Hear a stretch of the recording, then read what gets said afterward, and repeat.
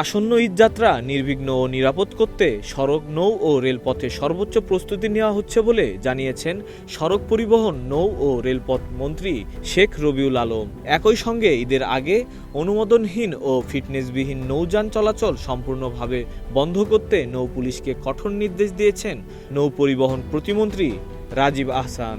রোববার সকালে রাজধানীর ইস্কাটন সড়কের একটি মহিলা ক্লাবে নৌ নিরাপত্তা সপ্তাহ 2026-এর উদ্বোধনী অনুষ্ঠানে যোগ দিয়ে তারা এসব কথা বলেন।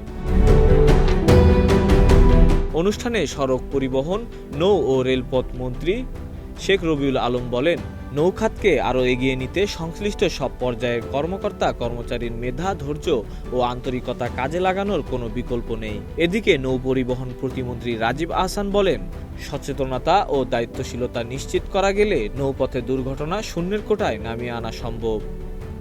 ঈদকে সামনে রেখে যাত্রীদের নিরাপদ যাত্রা নিশ্চিত করতে প্রশাসনের পক্ষ থেকে নজরদারি আরও জোরদার করা হবে বলেও জানানো হয়। Desk report, news flash 71।